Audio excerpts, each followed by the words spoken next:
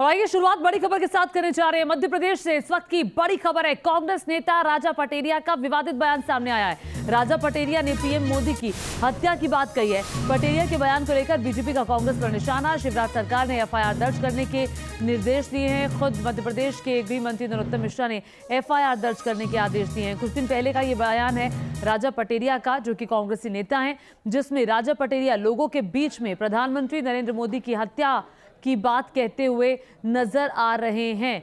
तो ये बहुत ही शर्मनाक बयान प्रधानमंत्री के लिए दिया गया राजा पटेरिया की तरफ से। अब कांग्रेस पार्टी इस पूरे बयान को लेकर देखिए क्या बोला। धर्म जाति भाषा के आधार पर बांट देगा।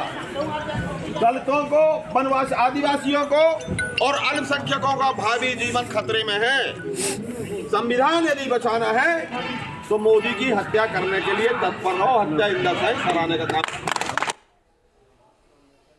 तो संविधान यदि बचाना है तो मोदी की हत्या करने के लिए तत्पर हो, इस तरह के शब्दों का इस्तेमाल राजा पटेरिया करते हुए दिखाई दे रहे हैं। एक बार फिर से सुनिए।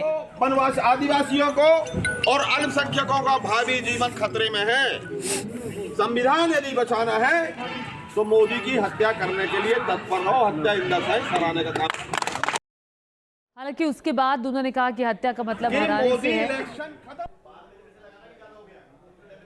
अब नरोत्तम मिश्रा, मध्य प्रदेश के गृह मंत्री, क्या कह रहे हैं, सुनिए जरा। आदरणीय पटेरिया जी के बयानों को मैंने सुना, उससे स्पष्ट हो रहा है कि अब ये महात्मा गांधी जी की कांग्रेस नहीं है। उन्होंने खुद ही समाप्त कर दिया था आज़ादी के बाद। ये इटली की कांग्रेस है और इटली की मानसिकता मुसोलिनी वाली रहती है।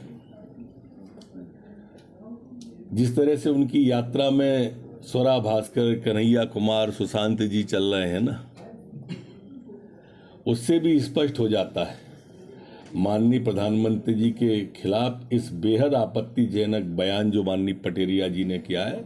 मैं तत्काल एफआईआर कराने का एसपी को निर्देश दे रहा हूं। तो एसपी को निर्देश दिया है एफआईआर दर्ज कराने के लिए। अब शिवराज सरकार की तरफ से एफआईआर तो दर्ज की जा रही है, लेकिन बड़ा सवाल ये है कि आखिर राजा पटेरिया क्या कहना चाहते थे। लगातार लोगों के बीच में आप संवाद कर रहे हैं, आप किस तरह के शब्दों का इस्तेमाल कर रहे हैं, इसका खास तौर पर ध्यान देना चाहिए। और वो भी प्रधानमंत्री नरेंद्र मोदी, देश के प्रधानमंत्री हैं नरेंद्र मोदी, उनके खिलाफ आप इस तरह के शब्दों का इस्तेमाल कर रहे हैं। लोगों को तत्पर रहना चाहिए हत्या के लिए। हालांकि बाद में उसको ठीक जरूर किया राजा पटेरिया ने, ठीक करते हुए ये जरूर कहा कि हत्या का मतलब जो है वो हराने से। विनोद शर्मा जुड़ गए हैं भोपाल से हमारे सहयोगी और ज्यादा जानकारी के साथ। विनोद, जरा बताएं, राजा पटेरिया अपने इस बयान को लेकर क्या शर्मिंदा हैं? आज देखिए, राजा पटेरिया ने इस बयान के बाद अपनी एक सफाई भी दी और कहा है कि उनके बयान को तोड़ मरोड़ कर प्रस्तुत किया गया है। जबकि शुरुआत में वो ये बात जरूर बोल गए थे कि प्रधानमंत्री की हत्या कर देना चाहिए। बाद में उन्होंने अपनी उसी बात को संभालते हुए कहा कि चुनावी हत्या यानी हार की हत्या कर देना चाहिए।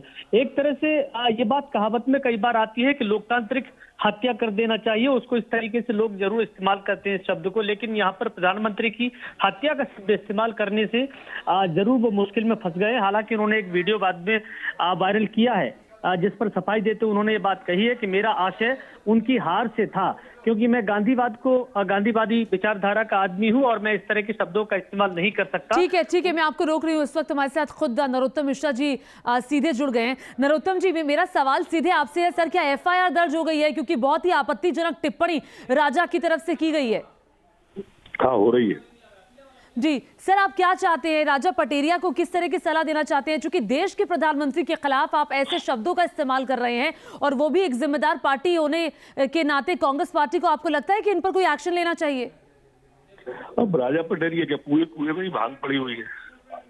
आप देखो ना, 1 महीना नहीं हुआ अभी मल्लिकार्जुन खड़गे जी, माननीय राष्ट्रीय अध्यक्ष जी ने रावण से तुलना कर दी एक वैश्विक व्यक्ति की जो G20 का अध्यक्ष है, एक संवैधानिक पद पर बैठा है। उसके पहले मणिशंकर अय्यर का बयान देखो आप। उसके पहले सोनिया गांधी जी मौत का सौदागर कहती है। अभी वो पटोले जी जो है महाराष्ट्र वाले, तो पटोले जी ये कहते हैं कि मैं खुद ही हत्या कर दूंगा, मैं तो मोदी को मार सकता हूँ। इसके पहले सुबोध कांत जी ने हिटलर से तुलना कर दी। मधुसूदन मिस्त्री कहते हैं औकात दिखा दूंगा। अब राजा पटेरिया जी जिस तरह का बयान दे रहे हैं, इसकी निंदा और भर्त्सना है। एफआईआर का आदेश है, एफआईआर तत्काल हो रही है। हाँ, दरअसल है क्या मैम हाँ कि ये महात्मा गांधी अपनी कांग्रेस को उसी समय समाप्त कर गए थे।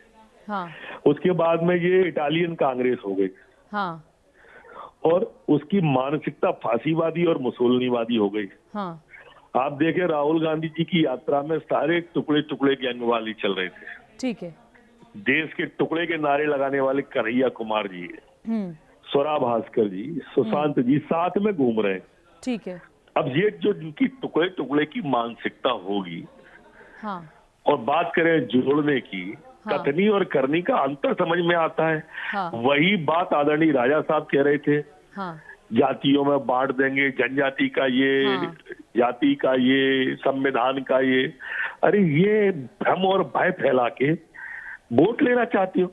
हाँ। पूरे देश में कुंडा हो गया कांग्रेस का। आप देखिए पश्चिम बंगाल के परिणाम में 40 से 0, उत्तर प्रदेश के परिणाम में ठीक 2, है। हाँ 77 से 17 हो गई गुजरात में। हाँ सिमटती चली जा रही है हर चुनाव।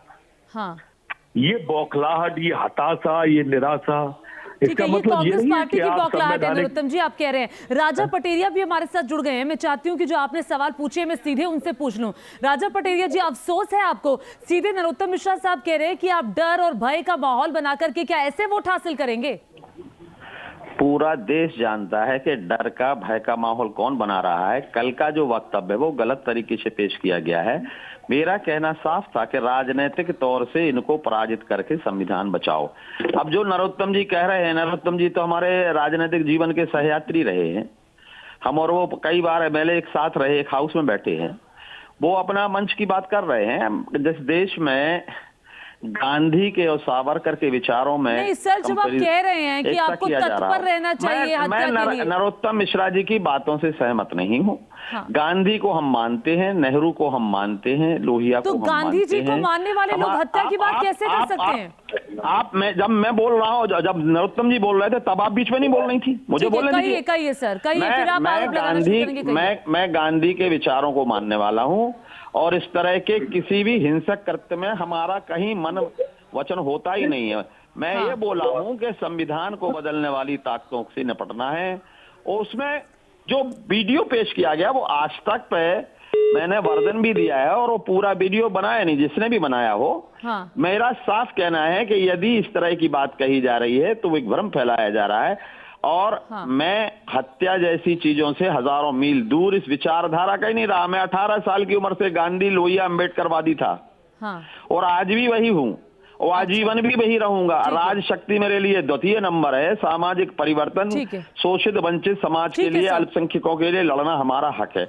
मुझे जो कहना था मैडम मैंने कह लिया। आपने आग्रह किया। मेरे यहाँ मेरी बुआ की डेथ हो गई है, मैं शमशान घाट में हूँ। ठीक है ठीक है ठीक है, इसलिए इससे ज्यादा मैं समय नहीं देना चाहूंगा। ठीक है, बहुत शुक्रिया, आपने इतनी देर हमसे बात की। और राजा पटेरिया ये कहते हुए कि कोई व्यस्तता है, उनको जाना है। लेकिन शिवराज सिंह चौहान, मध्य प्रदेश के मुख्यमंत्री, ने क्या कहा है राजा पटेरिया के इस बयान को लेकर, सुनिए जरा। भारत जोड़ो यात्रा का ढोंग करने वालों की असलियत सामने आ रही है। माननीय मोदी जी जनता के दिलों में बसते हैं, संपूर्ण देश की श्रद्धा और आस्था के केंद्र हैं। मैदान में उनसे मुकाबला नहीं कर पाते कांग्रेस के लोग, और इसलिए कांग्रेस के एक नेता मोदी जी की हत्या की बात कर रहे हैं। यह विद्वेष की पराकाष्ठा है,